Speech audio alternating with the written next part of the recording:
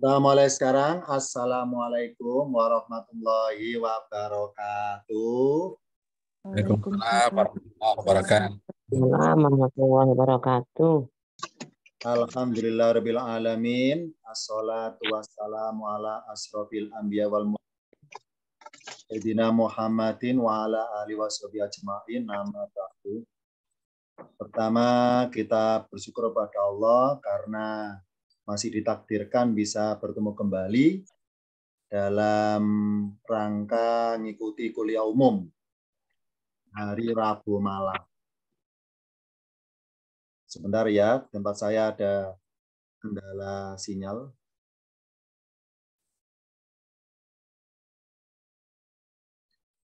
Pada pertemuan kali ini, kuliah umum materi Ulumul Quran berjudul Kalimat Wafi. Wa artinya dan, fi artinya di dalam. Ini untuk sementara memang dalam penyampaian kuliah umum ini, sementara memakai dua media, media aplikasi Zoom dan media channel YouTube. Insya Allah kedepannya akan kita mencoba menambah media yang lainnya.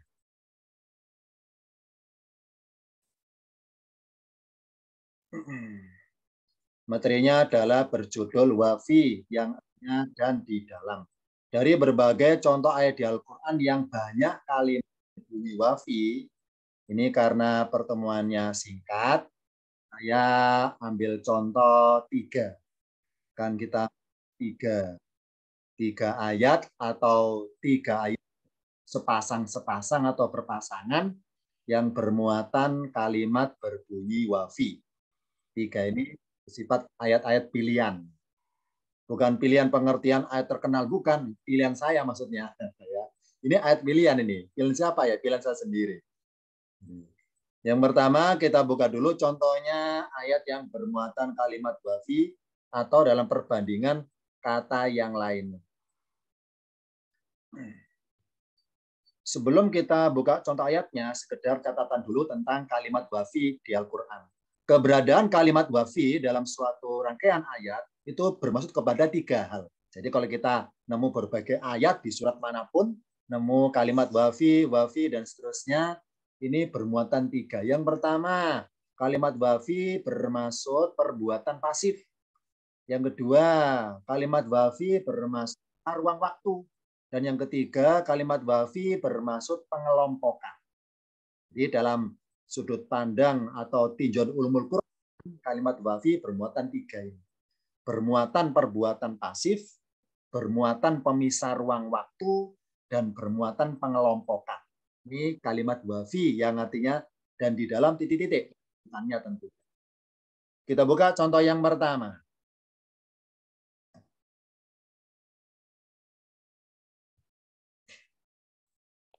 Ada kalimat wadzalikum dan juga ada kalimat wafidzalikum. Ya. Arti perkata wadzalikum dan demikian itulah. Kalau wafidzalikum dan di dalam yang demikian itulah.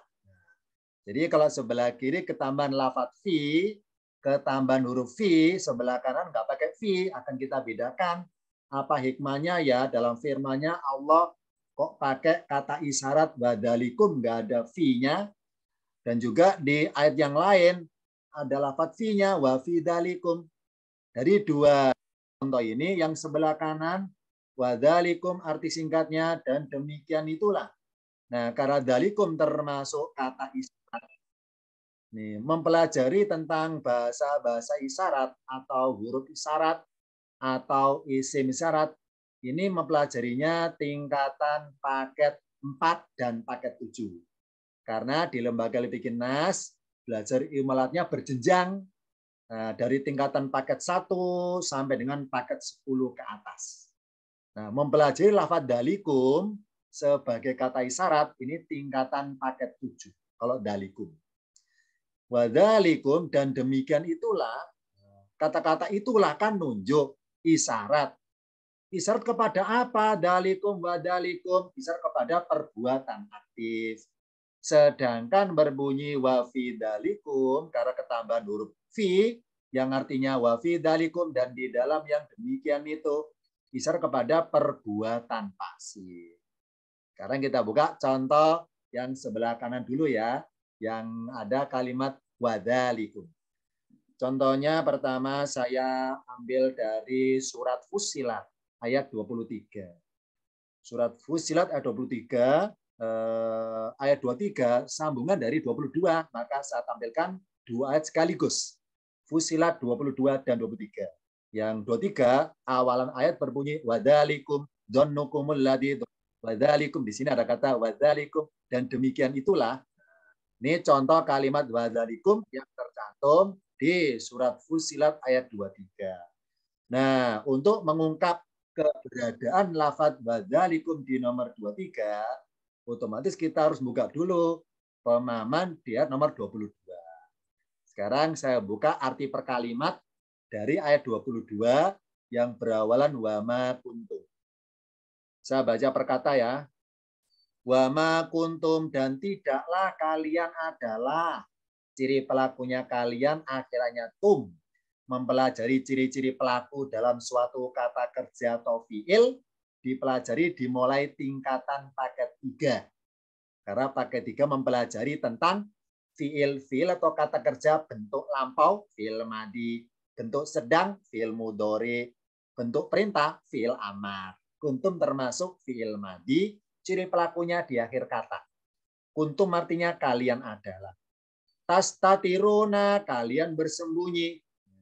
Kalau perkataan sekiranya, yashhada alaikum sam'ukum, urutan mengartikannya, karena yashhada itu fiil, urutan mengartikannya pelakunya dulu. Karena dalam kaidah tingkatan paket 3, yakni juz 3, yakni apa kaidah paling mendasar? Setiap ada fiil, pasti ada fa'ilun. Setiap ada kata kerja, pasti ada pelakunya. Nah, urutan mengartikan kayak bahasa Indonesia SPOK, subjek, predikat, objek, keterangan. Contoh di sini, yashhad, ini fiil, kata kerja alias predikat. Mana pelakunya? Betul sebelah kiri sam'ukum. Maka mengartikannya sam'ukum dulu, baru yashhada alaikum. An sekiranya sam'ukum, pendengaran kalian. Yashhada bersaksi alaikum atas kalian. Wala, dan tidak, dalam kurung, dan tidak pula kalian bersembunyi. Karena wa ini kata sambung. Nah, mengenal huruf wa sebagai kata sambung dipelajari tingkatan paket 3. Namanya wa di sini huruf wawu atof. Wawu atof kata sambung. Sambungan dari mana? Wala absarukum ini dari yashhadu alaikum.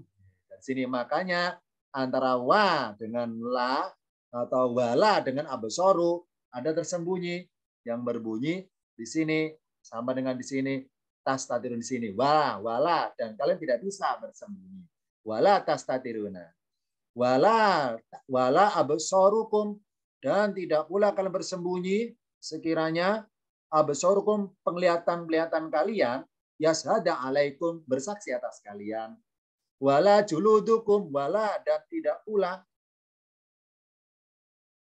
kalian bersembunyi tastatiruna an sebenarnya juludukum, kulit kalian, yashhada alaikum, bersaksi atas kalian.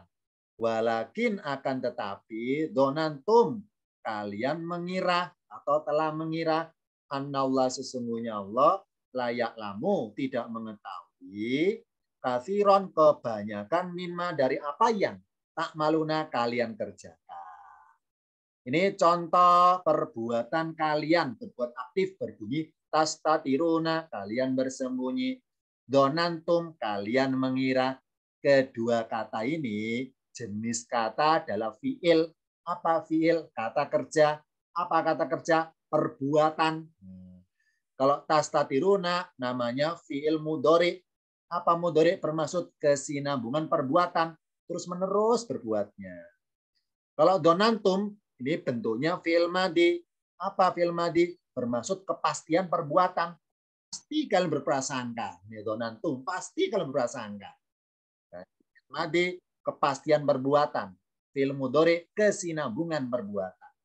Nah, tastatiruna, pelakunya kalian. Donantum, sama pelakunya kalian, sama-sama kalian. Ini contoh perbuatan kalian yang buat aktif. Ya. Tastariuna, perbuatan aktif. Donantum juga sama, kalian berbuat aktif. Ini dua contoh perbuatan aktif dalam satu ayat.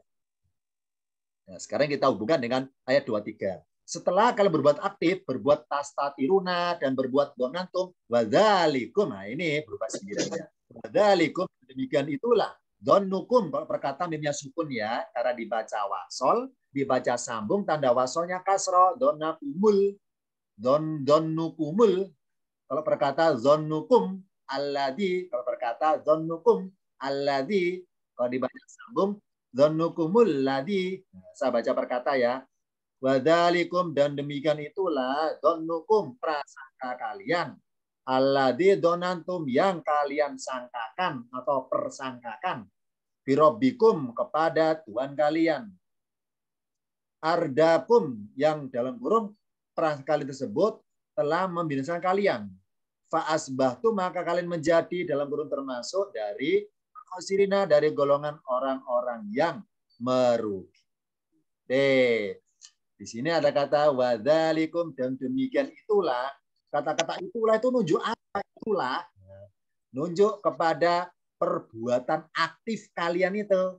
Berbuat ngapain? Berbuat tastatiruna dan berbuat tadi ya donantum tadi ya, donantum tadi perbuatan aktif. Wadzalikum, dan demikian itulah. Itulah itu nunjuk apa? Kita buka catatan lengkap pada tampilan berikutnya. Di ayat 22 ada kalimat betul tastatiruna, kalian bersembunyi karena kalian sebagai pelaku atau subjek. Begitu pula donantum, kalian prasangka atau mengira atau berprasangka. Sama di sini kalian sebagai subjek. Nah, karena kalian sebagai subjek atau pelaku, maka ayat 23 pakai lafaz dalikum wadalikum, dan demikian itulah. Itu tuh nunjuk apa? Nunjuk perbuatan aktif kalian yang kalian berbuat tastatiruna dan kalian berbuat donantum. Dan demikian itulah maksudnya, dan demikian perbuatan kalian itulah.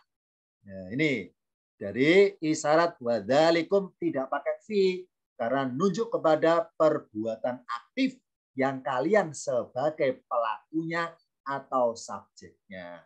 Jadi kata-kata dalikum yang termasuk kata isyarat, namanya isyarat, maka menunjuk.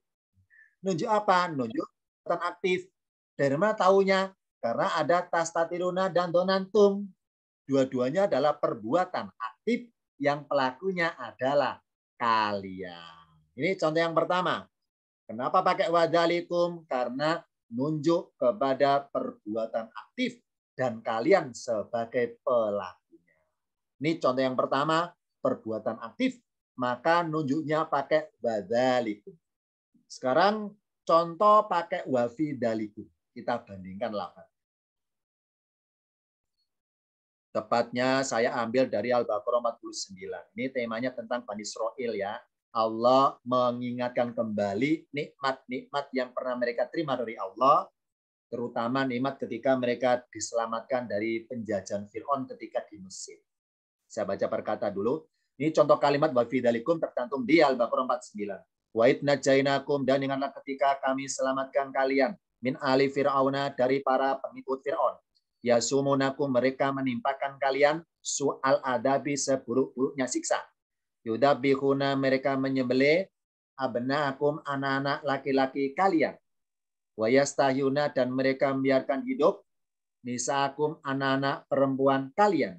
Wa fi dzalikum. Nah, ini kalau tadi wadzalikum, sekarang wa fi dzalikum, ada ketambahan fi. Wa fi dzalikum, dan di dalam itu setelah mengartikan wa fi dzalikum, urutan mengartikannya balaun, dari balaun loncat ke lafaz azimun. Un azimun, baru mundur ke kanan, min rabbikum. Saya baca perkata min ya, min rabbikum. Balaun azimun, cobaan yang besar. Min rabbikum, dari Tuhan kalian. Ini arti singkat. Lengkapnya kita buka dulu tampilan berikutnya. Wa id najainakum, dan ketika kami selamatkan kalian. Id arti singkatnya ketika. Ayo yang merasa masuk ruang kelas ini, anggota tingkatan paket 1, insya Allah sudah dikenalkan oleh ustadznya masing-masing tentang murodif. Apa murodif? Persamaan arti atau sinonim kata. Karena di Al-Quran banyak kata artinya sama. Contohnya it. It artinya ketika. Ada satu lagi kata yang artinya ketika selain it. Jadi berbunyi lama. Pertama kali kenal lama di Al-Baqarah ayat 17. Yang berbunyi masaluhum kamatsalil ladzi istaqada naro falamma. Lama ketika. It juga sama artinya ketika. Bedanya adalah kalau lama yang artinya ketika itu bermaksud mengisahkan peristiwa yang sedang terjadi. Nah, kalau it artinya ketika bermaksud mengisahkan peristiwa yang telah terjadi. Nah, karena telah terjadi itulah dan manusia cenderung melupakan peristiwa itu, maka Allah punya misi mengingatkan kembali kepada mereka. Makanya terjemahan lengkapnya lafaz it ditambah kata-kata ingatlah, wa'id dan ingatlah ketika. Mana tandanya ingatlah? Jawabannya adalah karena it dipakai orientasi kepada peristiwa yang telah terjadi. Jadi terjemahannya walamma dengan wa'id arti singkat sama. Walamma dan ketika. Wa'id juga sama dan ketika. Tapi arti sempurnanya wa'id dan ingatlah ketika. Wa'id dan ketika. Najainakum dua kata loh ya. Najaina ditambah kum. Kami selamatkan kalian. Masih ingat? Di pelajaran tingkatan paket 1 juz 1 oleh Ustaz Mansur dan rangkan mengenai Allah berkata di Al-Quran pakai dua atas nama. Kadang-kadang Allah berkata atas nama aku, kadang-kadang Allah berkata atas nama kami. Ya kan ya, masih ingat? Contoh atas nama aku berbunyi wa ana tawwabur rahim dan akulah menerima taubat lagi Maha penyayang. Contoh pakai nahnu. Nahnu narzukukum, kamilah yang berikan rizki kepada kalian. Nahnu. Jadi kalau dalam pengertian bahasa di Al-Quran, bedanya Allah berkata atas nama aku dan atas nama kami. Bedanya adalah kalau Allah berkata atas nama aku, itu definisinya litakribi. Apa litakrib? Untuk rasa kedekatan kepada hambanya. Rasa akrabnya, rasa dekatnya. Litakrib. Tapi kalau atas nama kami, litakzim. Untuk pengagungan dirinya. Atas nama kedudukannya yang maha tinggi, sebagai Tuhan yang maha tinggi. Yang berkuasa nyuruh-nyuruh, berkuasa ngatur-ngatur, itu atas nama kami. Najainakum, kami selamatkan kalian. Min ali fir'auna, dari para pengikut Fir'aun. Yasumunakum, mereka menimpakan kalian. Arti kasarnya mereka menjajah kalian. Arti halusnya mereka menimpakan kalian. Su'al adabi, seburuk-buruknya siksa atau adab. Apa bentuk siksaan yang Fir'aun perlakukan kepada kalian? Jawabannya pada baris kedua dari kanan. Yudabbihuna, mereka menyembelih abnaakum, anak-anak laki-laki kalian. Ini jamak ya. Ibnun jamaknya abna, laki-laki kalian. Wa yastahyuna, dan mereka membiarkan hidup nisaakum, anak-anak perempuan kalian. Nisaakum arti aslinya wanita-wanita kalian, diartikan bebas anak-anak perempuan kalian. Wa fi dalikum, garis merah ketambahan lafaz fi, wa fi dalikum, dan di dalam yang demikian itu. Ya. Jadi kum ini jangan jadikan kalian loh ya. Ini artinya demikian itu. Wa fi dalikum, dan di dalam demikian itu balaun adimun, cobaan yang besar. Min rabbikum, dari Tuhan kalian. Gitu, berhenti. Garis biru ada kata najainakum, kami selamatkan kalian. Kum sebagai objek yang kami selamatkan, yakni kalian. Yasumunakum, mereka menimpakan kalian. Kum, ini kalian. Siapa mereka? Fir'aun dan bala tentaranya ibaratnya. Fir'aun menimpakan pada kalian. Kalian sebagai objek bagi Fir'aun. Untuk disiksa oleh Fir'aun. Dan juga kum, kalian sebagai objek bagi kami. Untuk kami selamatkan kalian. Berikutnya yudabbihuna abnaakum, mereka menyembelih anak-anak laki-laki kalian.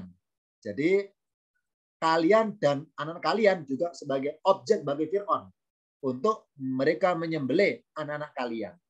Wa yastahyuna, dan mereka membiarkan hidup alias tidak menyembelih anak-anak perempuan kalian. Wa fi dalikum, nah karena garis biru berakhiran kum sebagai objek, najainakum, yasumunakum. Ini contoh posisi kum atau kalian yang berbuat pasif. Apa pasif? Sebagai pihak objek yang diperlakukan maksudnya. Najainakum, kalian itu sebagai objek yang kami selamatkan. Yasumunakum, kalian itu sebagai objek bagi mereka yang menimpakan pada kalian. Ini lafadkum atau kalian yang berbuat pasif atau dalam posisi pasif. Nah, karena kalian dalam posisi pasif alias sebagai objek, maka kata nuju isyaratnya tambah fi, karena berbunyi wa fi dalikum, dan di dalam yang demikian itu apa? Nuju apa itu? Nuju perbuatan pasif kalian. Yani kalian sebagai objek najainakum dan dari yasumunakum. Karena wa fi dalikum kepada lafadkumnya ini yang kalian alami tersebut. Ini kalau sebagai objek maka ibaratnya dalam ruang lingkup nggak berdaya. Jadi fit ruang lingkup ya, yang buat kalian nggak berdaya. Nggak berdaya maka diselamatkan.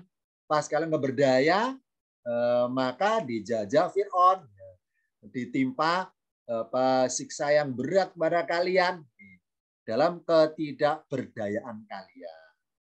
Jadi ketambahan huruf fi mengisyaratkan kepada ruang lingkupnya ketidakberdayaan kalian. Karena pihak subjek sama objek. Subjek orang yang bebas berbuat. Kalau objek orang yang tidak bebas berbuat. Nah, karena nggak bebas maka ditutup dengan ditambahi dengan lafaz fi, menggambarkan ruang lingkupnya nggak berdayanya itu oleh kalian yang kalian alami seperti itu. Ini bedanya wadalikum dan wafidalikum. Kalau wadalikum kalian sebagai subjek pelaku, yakni pelaku berbunyi tastatiruna, kalian berbuat bersembunyi. Donantum, kalian berbuat mengira atau berprasangka. Tapi kalau kalian sebagai objek, wafidalikum, ketambahan fi menggambarkan ruang lingkup yang mengurung, mengepung kalian sedang yang ketidakberdayaan itu. Nah, ini hikmahnya, bedanya wadalikum dan wafidalikum. Ini contoh yang pertama. Pertama yang sepasang maksudnya. Sekarang kita buka contoh yang kedua, yang juga sepasang. Tepatnya saya contohkan kalimat wal akhirati dan akhirat, wafil akhirati dan di dalam akhirat.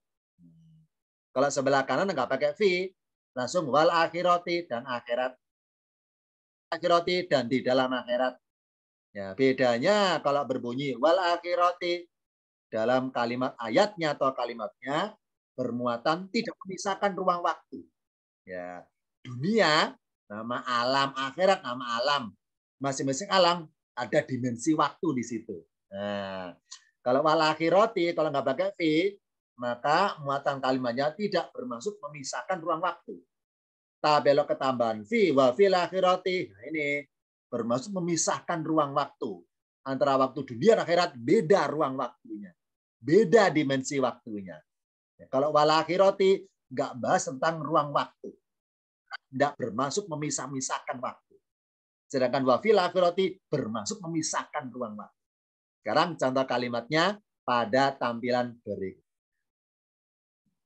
Ini sambil dari ayat tentang haji nih ya. Ini ayat kesimpulan tentang berbagai ayat tentang masalah haji.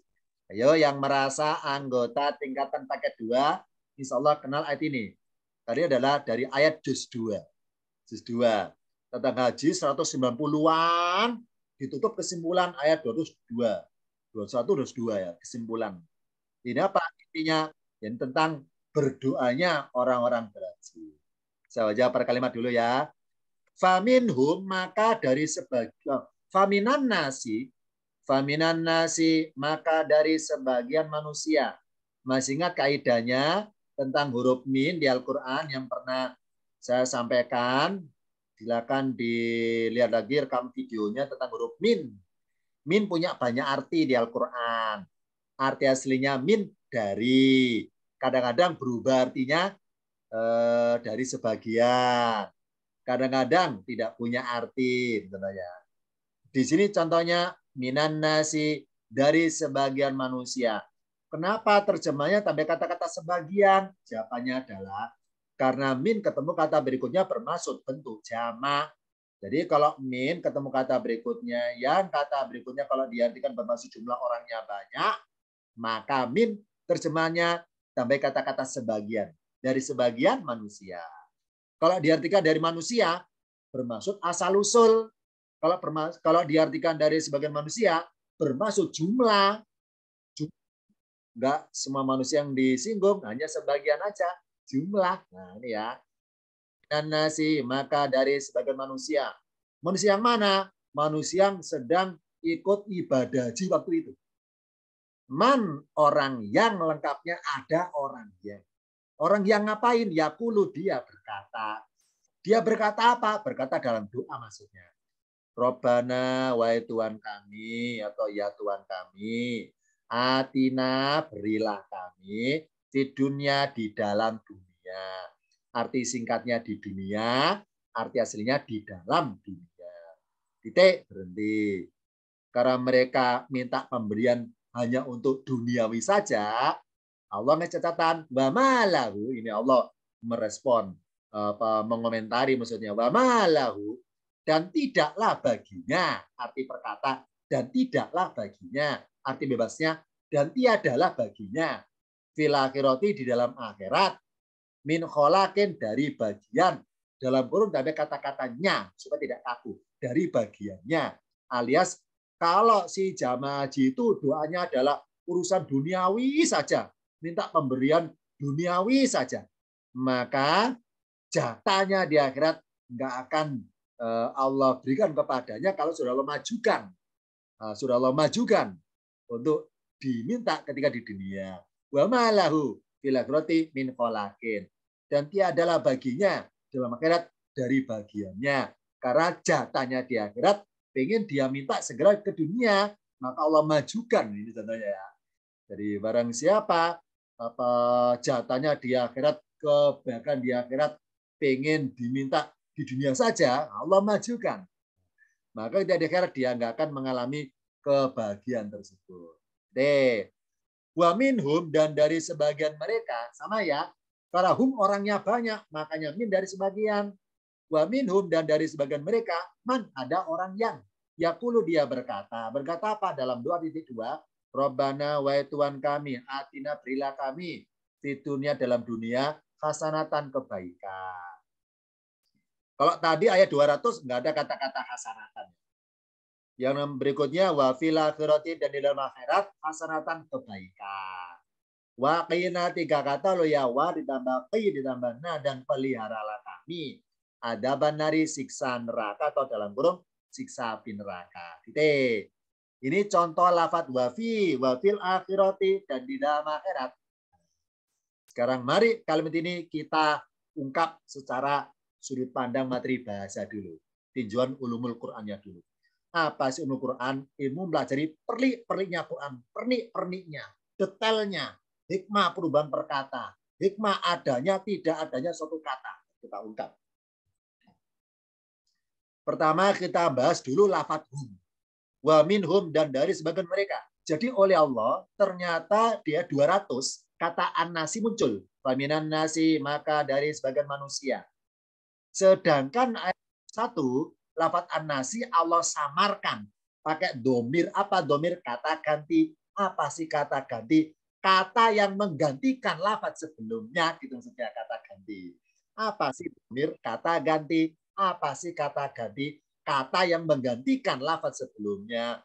Oh, berarti yang dimaksud hum itu siapa? An-nasi yang di ayat 200. Kenapa ya? Apa hikmahnya ya? Allah nggak memunculkan lafadz an-nasi 2 kali aja muncul berbunyi wa minan nasi man yaqulu. Apa hikmahnya ya? Lafadz an-nasi nggak muncul 2 kali.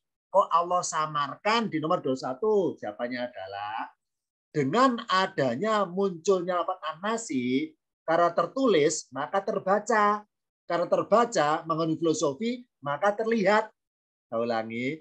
Jadi ketika ada suatu ayat, dalam kalimatnya ada menyebut sosok, misalnya nyebut nama orang, apa golongan atau kelompok, contohnya an-nasi, manusia. Karena tersebut dalam ayatnya, karena tertulis maka terbaca. Karena terbaca maka terlihat. Maka dalam prakteknya si manusia tersebut terlihat oleh sesamanya maksudnya, oleh sesamanya. Jadi doanya terdengar sesamanya dan sama-sama tahu sesamanya. Oh, berarti ayat 200 menggambarkan manusia-manusia jamaah haji yang doanya urusan duniawi melulu. Urusan permintaan, urusan duniawi saja. Itu paling banyak ditemukan.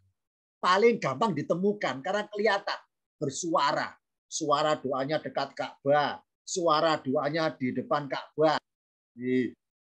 Terdengar orang, terdengar orang. Nah, sedangkan untuk menggambarkan sebagian jamaah haji yang doanya itu ibaratnya itu bermuatan lain dan nggak semua orang tahu, maka Allah samarkan pakai hum. Apa sih hum? Lafat min hum dari sebagian mereka. Bermamarkan bahwa tidak mudah menemukan jamaah haji yang doanya dunia akhirat permintaannya. Nggak gampang menemukan. Nggak gampang menemukan jamaah haji yang doanya itu teriak atau bersuara lantang. Minta nggak gampang menemukan. Nah, mereka rata dengan lirih. Ya. Pengen bercengkrama dengan Tuhannya, berbisik-bisik dengan Tuhannya, maka samarkan pakai hum. Dengan disamarkan pakai hum supaya nggak gampang ditemukan. Ya, ibaratnya nggak gampang dilihat banyak orang. Jamaah haji yang doanya bermuatan bagus sebagaimana ayat 201 ini. Bermuatan permintaan urusan duniawi dan akhirat dan juga urusan penyelamatan dari menyeberangi neraka nantinya. Nih, karena lafat minhum, apa hum bermaksud menyamarkan. Enggak semua manusia bisa ditebak doanya. Enggak semua manusia bisa diketahui suara doanya. Enggak semua manusia bisa dilihat dia berdoa seperti itu. Ini contohnya ya.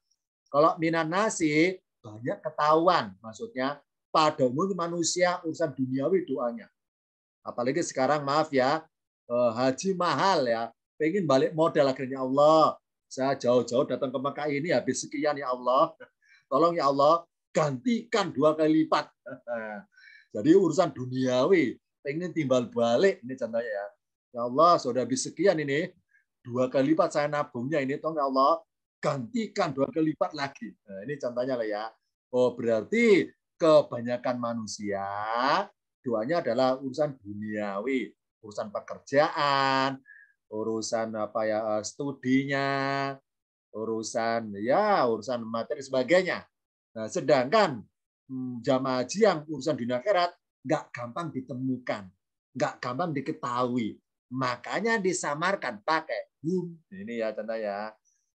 Pelajaran spesifik tentang minhum ada di video Bingnas. Silakan lihat di channelnya, ada tentang minhum, ada lengkap di sana. Silakan buka lagi video rekaman tentang minhum, ada lengkap. Nah, sekarang kita ungkap contoh doa yang berbunyi bermuatan wafil akhirati. Tentang minhum sudah kita bahas. Sekarang kita bahas tentang wafi, keberadaan, kemunculan wafil akhirati. Dia 21. Kita buka pada tampil berikutnya. Misalnya ayat 201 doanya singkat. Robbana wahai Tuhan kami, atina berilah kami, fit dunya di dalam dunia, hasanatan kebaikan, wal akhirati dan akhirat. Ini berhenti. Misalnya doanya singkat seperti ini. Wahai Tuhan kami, berilah kami di dalam dunia kebaikan dan akhirat. Meskipun nggak ada kata-kata hasanatan, meskipun nggak ada kata-kata fi, pemahamannya tetap sama. Kenapa? Karena wah ini dalam pelajaran tingkatan paket 3, Aryo yang merasa anggota kelas paket 3 sudah kenal. Wah ini namanya huruf atof, kata sambung. Oh berarti wal akhirati sambungan dari mana? Dari fit dunia.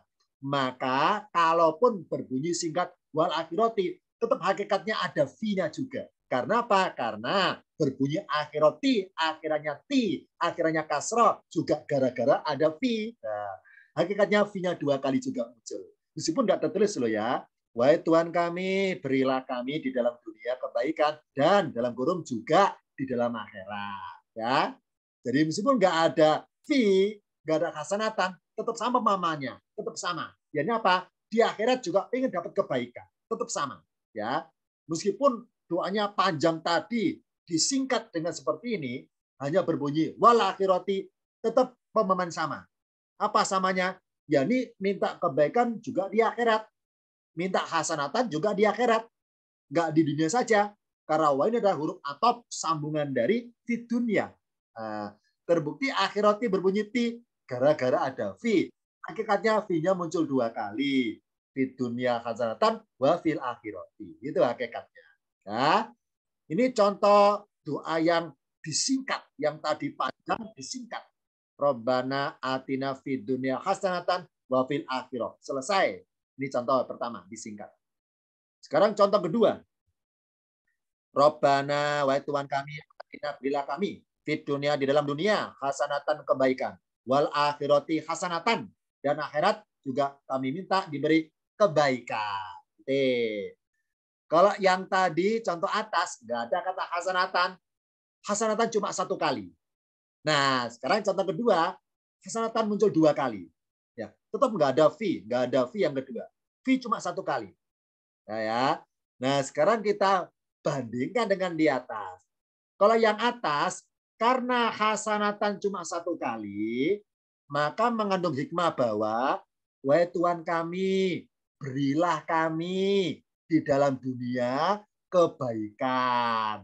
Yang kebaikan itu juga kami juga minta engkau beri kebaikan di akhirat yang kadarnya sama yang pernah kami alami kebaikan ketika di dunia.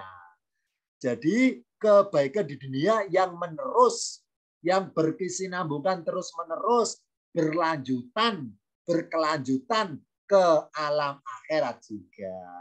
Ini barisan yang atas pemahamannya, karena hasanatan cuma 1 kali, maka mengandung isyarat bahwa kami minta diberi kebaikan di dunia, yang kebaikan itu berlanjut, berketerusan, berkesinambungan sampai ke alam akhirat.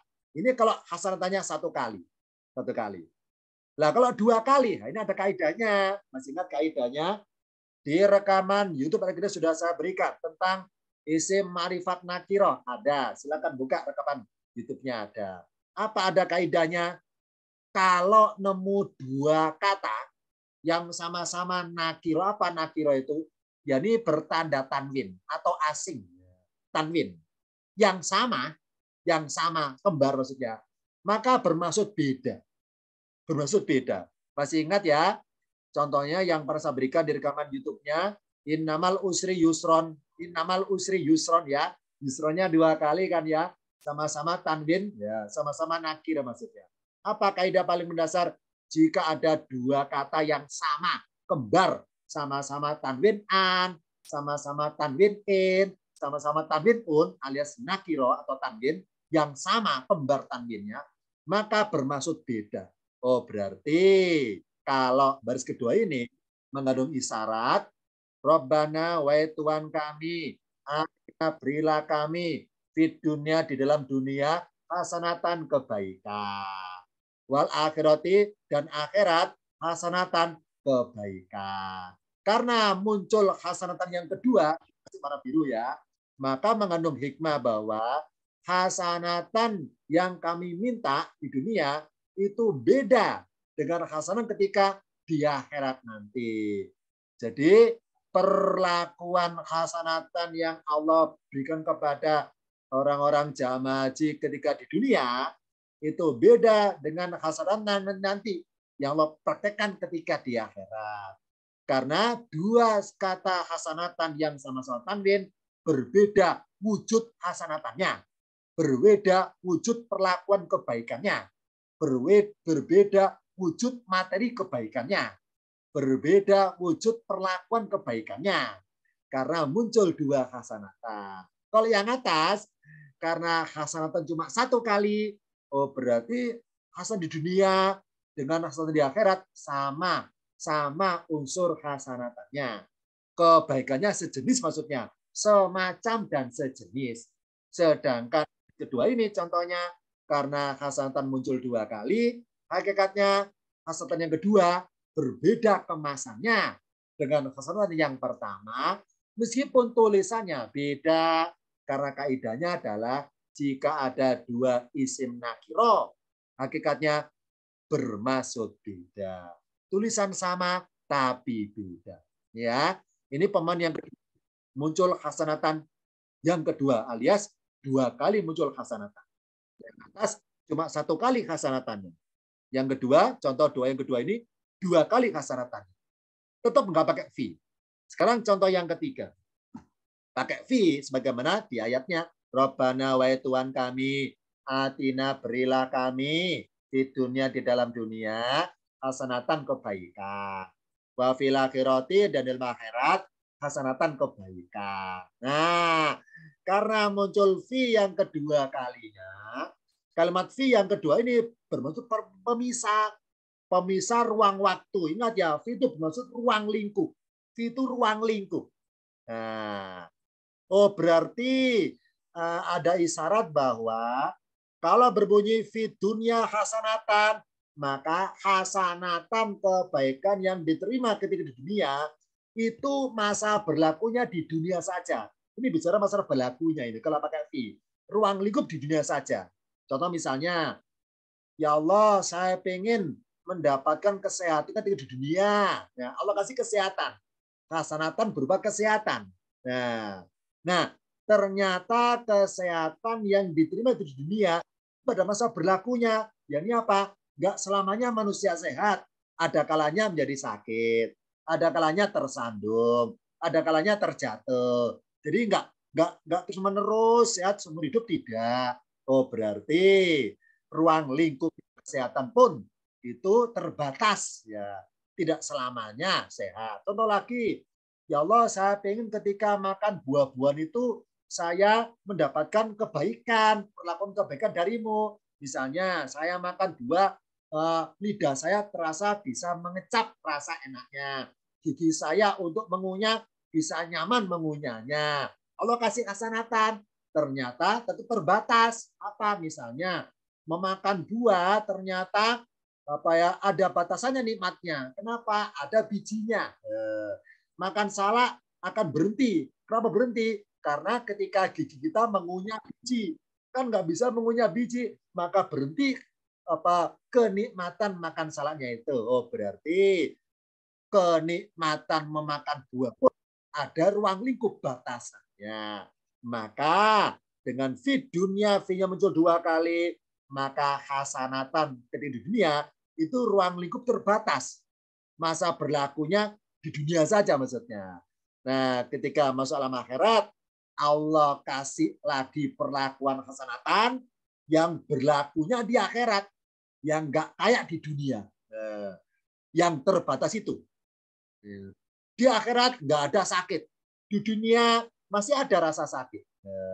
Di akhirat makan buah nggak ada batasannya ibaratnya. Di dunia ada batasannya. Ini, oh berarti dengan munculnya fi yang kedua, apa wafi menggambarkan ruang lingkup.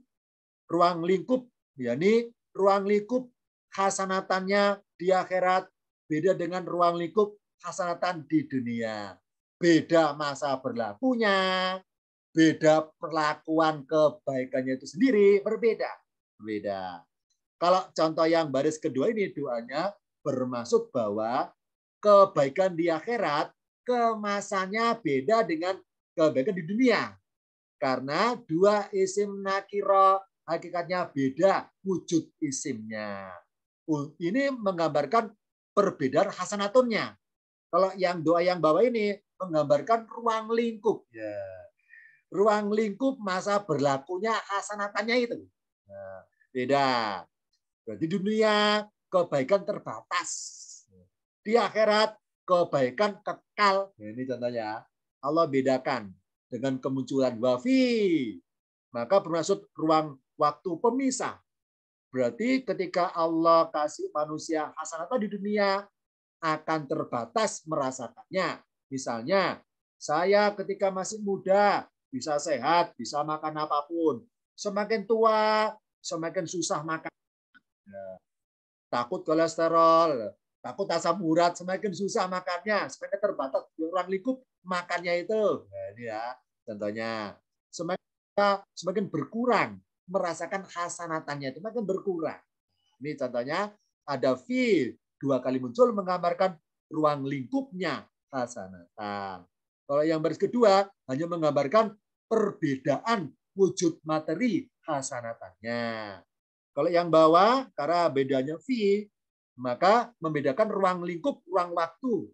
Ini sebagai pemisah ruang waktu pemberlakuan hasanatan tersebut. Ini bedanya wal akhirati dan wafil akhirati. Di Quran pakai wafil akhirati, tidak pakai wal akhirati dalam konteksnya doanya jamaah haji. Maka Allah pakai yang baris bawah ini yang lengkap, ada fi-nya 2 kali, ada hasanatannya 2 kali. Rabbana wa Tuhan kami, atina berilah kami di dunia di dalam dunia hasanatan kebaikan, wa fil akhirati dan di dalam akhirat hasanatan kebaikan. Ini contoh bedanya wal akhirati dan wa fil akhirati. Ini contoh yang kedua, 2 pasang maksudnya. Sekarang contoh yang ketiga. Itu yang duduk paling belakang itu dari Papua Nugini itu ya, Ustadz, kamu udah malam nih, jangan lama-lama. Ya, ntar lagi ya. Silakan diseruput logistiknya ya. Kalau kuliah malam itu godaannya ngantuk, silakan diseruput kopinya, diceleput-celeput apa ya cemilannya ya. Kita kuliahmu santai aja ya, santai. Nggak formal ya, santai aja.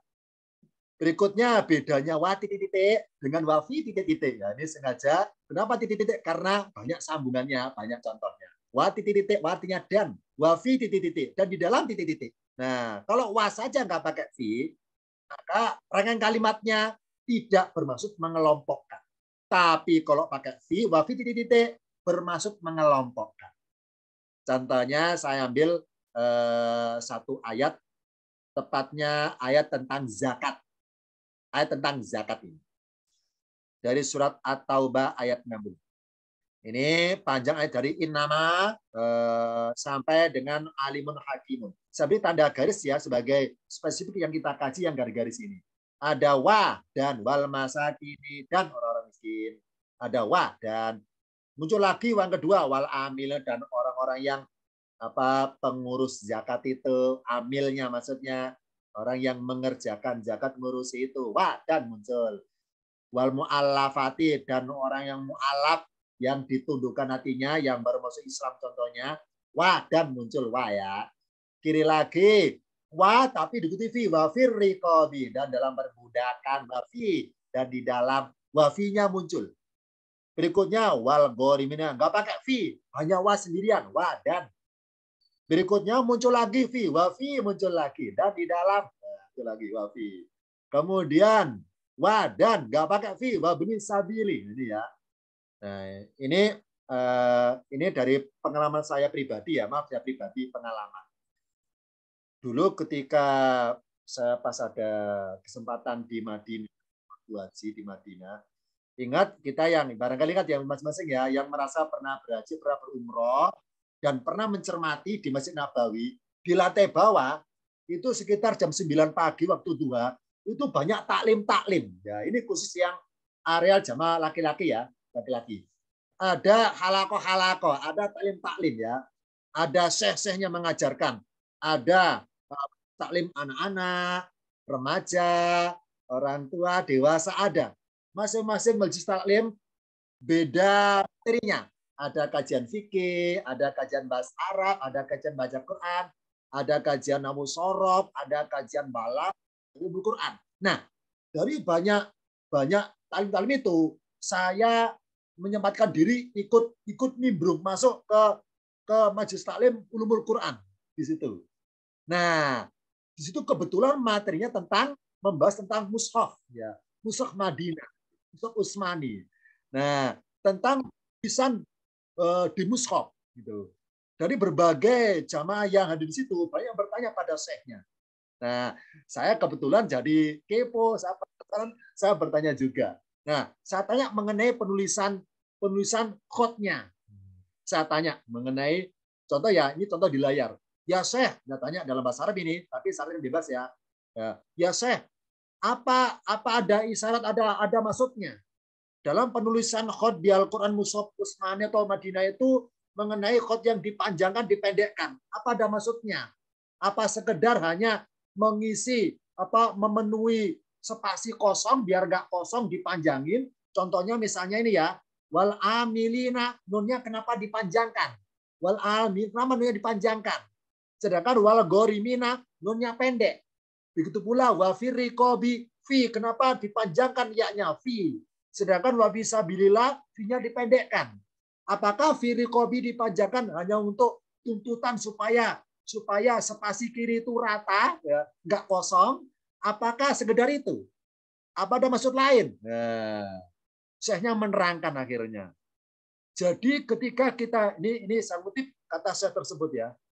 Jadi ketika kita menemukan tulisan, ini acuannya Mushaf Madinah loh ya, acuannya tulisannya, bukan Quran Indonesia, Mushaf Madinah. Jadi kalau kita menemukan huruf-huruf yang dipanjangkan khotnya, itu ada maksudnya itu, ada maksudnya. Nah, yang pertama maksudnya bermaksud kesinambungan, kesinambungan. Kalau perbuatan, kesinambungan perbuatan. Kalau bicara waktu, ya ini kesinambungan waktu. Contoh di sini. Wafir rikobi, kenapa fi-nya dipanjangkan? Nah, beliau menerangkan di situ. Karena pada waktu itu perbudakan itu massal. Zaman jahiliyah perbudakan jadi tradisi, jadi adat, turun temurun. Nah, karena begitu lamanya ratusan tahun perbudakan itu sudah bersemi subur, maka untuk menghapus perbudakan dengan cara bertahap, maka Allah memberikan gambaran alokasi pendistribusian zakat juga makanya perbudakan yang memang sudah bercokol lama di negeri Jazirah Arab itu. Nah, fi di sini menggambarkan fi rikobi. Wa fi rikobi. Apa fi itu? Dan begitu lamanya perbudakan bersemi, maka untuk supaya jangan sampai tumbuh berikutnya, supaya berketerusan, maka di stop mulai sekarang. Dengan cara-cara halus, sedikit-sedikit dibebaskan, dimerdekakan, yakni dizakati budak itu. Dizakati alias apa? Ditebus kepada majikannya supaya merdeka orang itu. Nah, fi di sini dipanjangkan menggambarkan begitu lamanya masa perbudakan jahiliyah sampai mengakar, maka supaya nggak berkelanjutan zamannya Islam supaya segera dibasmi, di stop, maka arahnya zakat juga mengarah ke sana. Jadi fi dipanjangkan bukan bermaksud supaya karena spasi kosong mubadir, bukan itu. Bukan itu maksudnya. Untuk menggambarkan lamanya perbudakan yang turun temurun itu. Nah, ini contohnya ya. Nah, ini hikmahnya khotnya dipanjangkan, dipendekkan. Ini contoh hikmahnya ke sana isyaratnya. Nah, agar kita pas baca kata-kata atau suatu ayat, nemu huruf yang dipanjangkan khotnya, kita jadi berkesan. Ya. Biar ketika baca Quran ada penghayatan. Nggak sekedar bersuara syarat ilmu tajwid, tapi ada khusyuknya akhirnya. Nah, ini ya, ada dua wafi riqabi dan wafi sabili.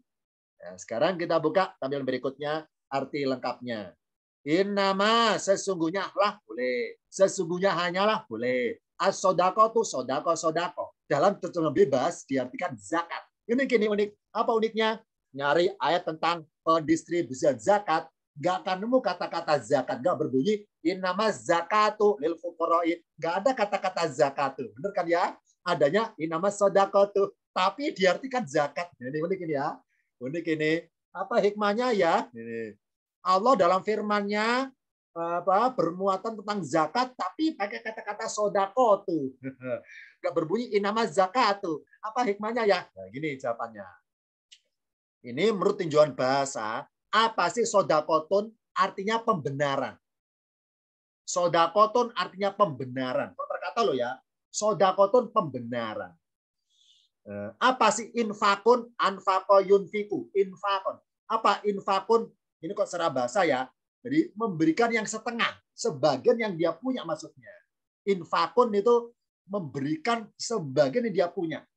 Kalau istilah prakteknya, apa sodako? Pembenaran. Motivasi mengeluarkannya.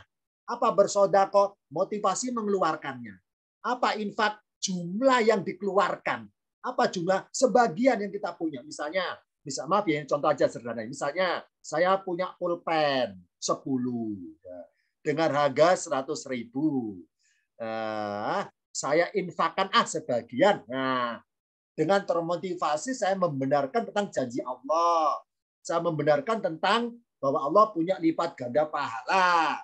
Bahwa Allah punya janji akan memasukkan kepada surga. Nah, ini motivasi mengeluarkannya namanya bersedekah.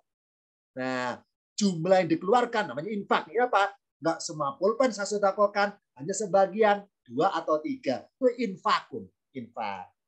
Nah, kalau zakatun pembersihan, sedekah yang berkala maksudnya. Karena berkala setahun sekali. Jadi hakikatnya amalan bersedekah dengan berinfak itu satu amalan. Satu amalan saja sebetulnya. Cuma bedanya adalah kalau bersedekah motivasi mengeluarkannya. Apa motivasinya? Membenarkan, karena pembenaran loh ya. Membenarkan janji Allah. Membenarkan ayat Allah. Membenarkan adanya pahala dari Allah.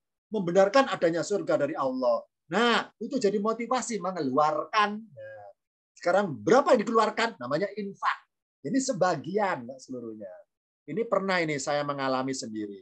Suatu ketika saya sholat zuhur di suatu masjid di daerah Tebet, Jakarta Selatan. Ini pengalaman saya sekitar tahun 2014.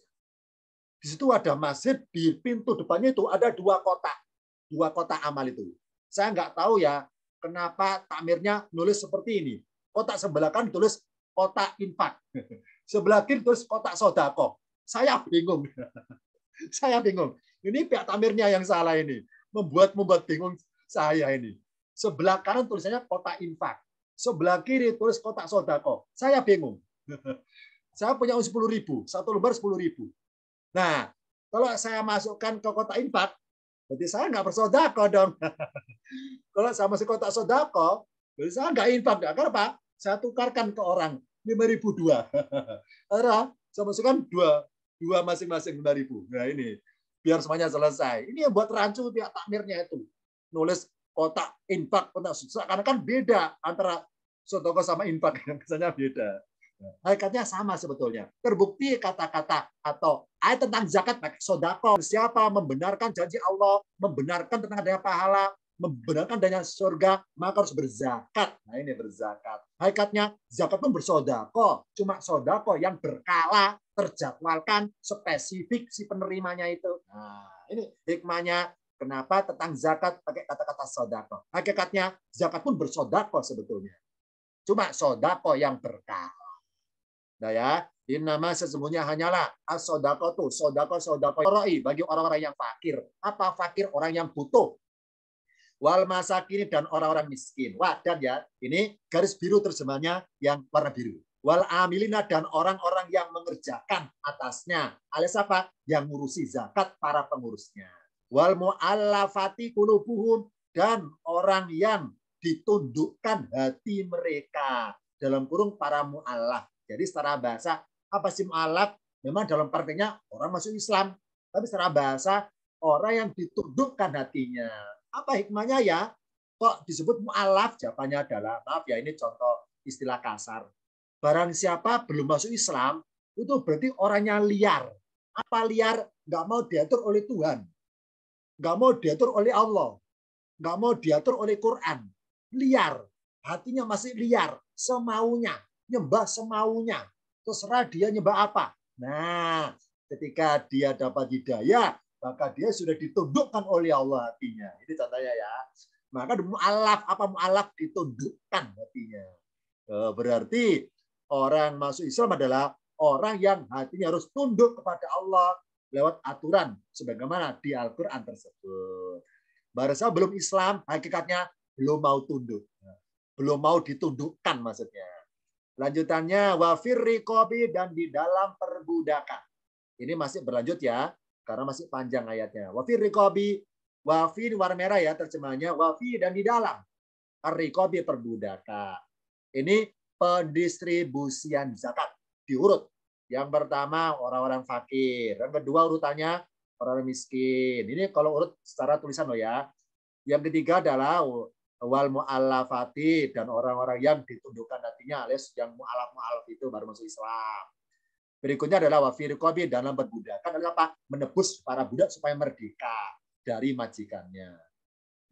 Wal gharimina, dan orang-orang yang berhutang, yang terlilit hutang, yang nggak berdaya, nggak akan bisa mengembalikan ya. Contoh gitu ya, terlilit.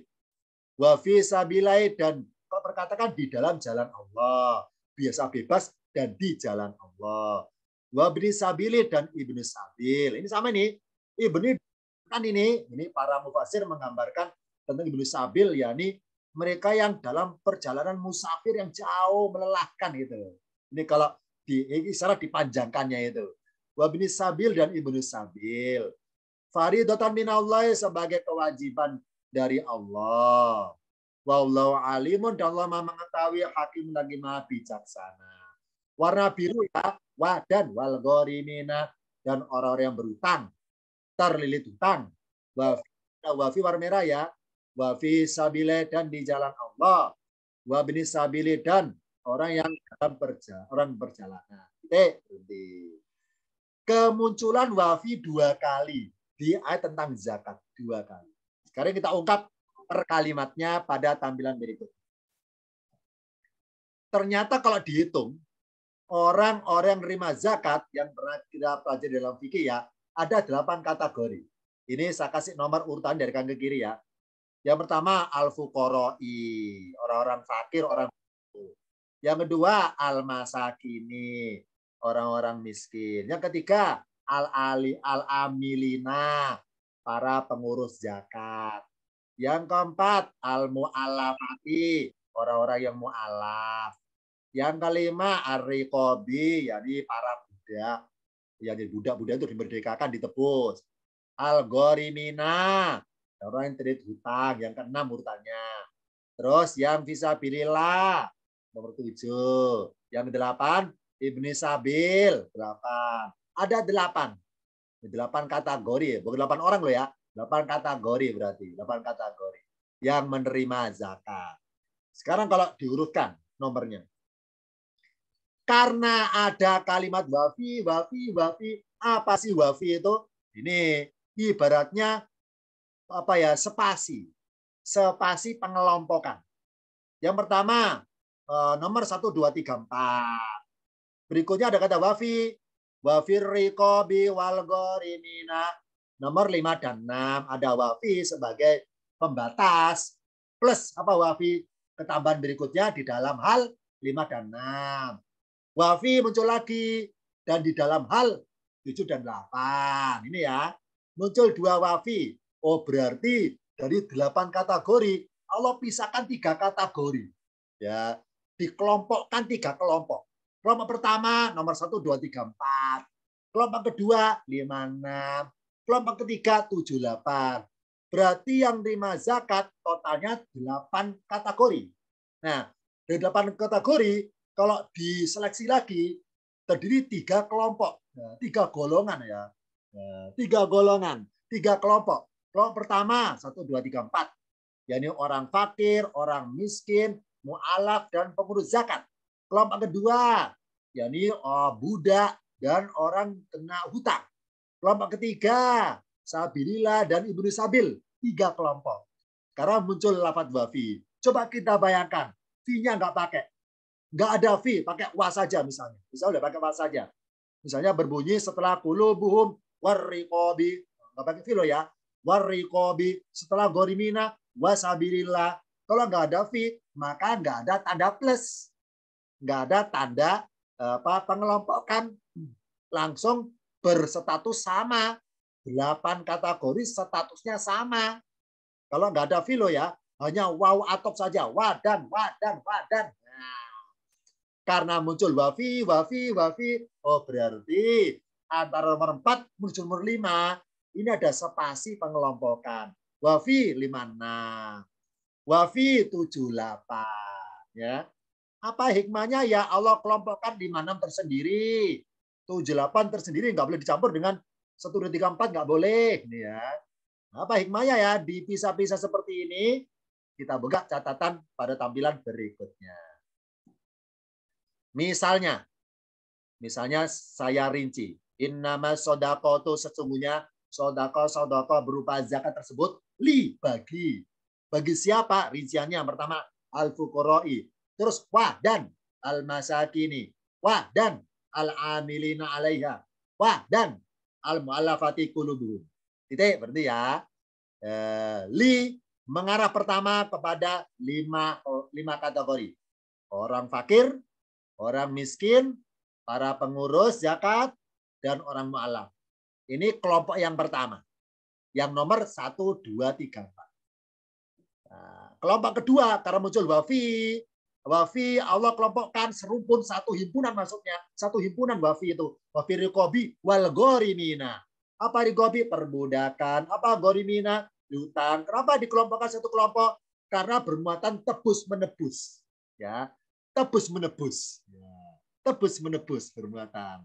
Lah kalau fakir, miskin, amil, mu'alaf, tidak konteksnya tebus menebus. Ya.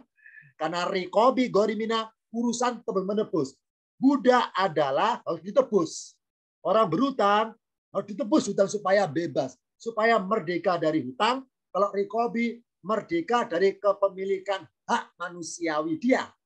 Karena selama dia masih jadi budak, berarti hak dia secara manusiawi masih milik majikannya, gitu maksudnya.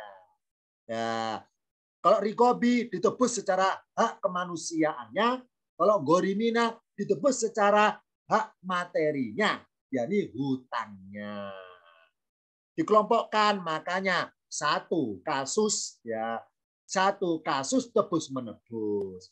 Berikutnya wafi muncul yang kedua, bermaksud apa dong? Wafi sabilillahi dan musabil bermaksud urusan sumbang menyumbang. Sumbang menyumbang. Makanya tidak menjadi prioritas yang 78 ini. Ya. Ibarat di indeks urutan 7, urutan terakhir 78 karena urusan sumbang menyumbang konteksnya itu. Jadi ibaratnya disumbang silakan, enggak ya enggak masalah gitu maksudnya ya. Alias dizakati silakan, enggak juga enggak masalah. Ibaratnya tingkat urgennya itu enggak seberapa dibanding 1, 2, 3, 4, 5, dan 6. Ini ya. Allah kelompokkan wafi. Coba kalau V-nya yang nomor 2 nggak muncul, maka kesannya nyambung wafi rikobi wal gorimina wasabilillah wabnisabil. Kalau jadi 1, 4 sekaligus, kesannya tebus menebus. Kategori satu kasus dengan yang 5, 6. Ya. Dengan Allah pisahkan wafi muncul yang kedua, bermaksud pengelompokan. Wafi pertama pengelompokan tebus menebus. Wafi kedua pengelompokan sumbang menyumbang. Sedangkan yang 4 pertama ini tidak bermuatan tebus menebus dan tidak bermuatan sumbang menyumbang. Ini hikmahnya dalam hal pendistribusian zakat, Allah munculkan lafaz wafi 2 kali. Maka ada gangguan sinyal tempat saya. Kesimpulannya adalah dari contoh tadi, wafi dalikum, dan di dalam dibandingkan itu balaun min robikum adimun, cobaan, ada cobaan. Kenapa pakai wafi dalikum kok enggak wadalikum, kok pakai via? Bermaksud perbuatan pasif. Wahai Bani Israel, kalian sedang dijajah oleh Fir'aun. Wafi dalikum, dan di dalam demikian itu yang kalian alami seperti itu balaun, cobaan yang sangat berat bagi kalian. Kalian sedang posisi pasif. Yang kedua, tadi mengenai doa rencana haji. Fidunya hasanatan, wafil akhirat hasanatan. Kok pakai wafi ya? Kok nggak langsung wal akhirati ya?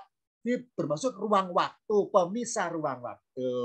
Oh, berarti hasanatan diterima di dunia itu terbatas masa berlakunya dan berbeda, ada batasannya.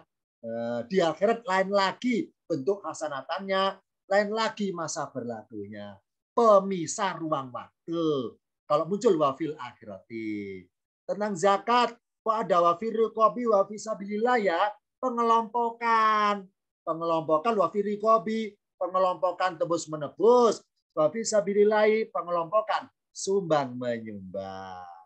Ini rangkuman singkat dari hikmah adanya muncul wafi dalam suatu kalimat di ayat Al-Quran. Demikian materi untuk pertemuan kali ini, mengenal kemunculan kalimat wafi dalam berbagai ayat. Dari banyak contoh ayatnya, saya contohkan beberapa ayat saja yang ayat-ayat pilihan. Pilihan siapa? Pilihan saya maksudnya.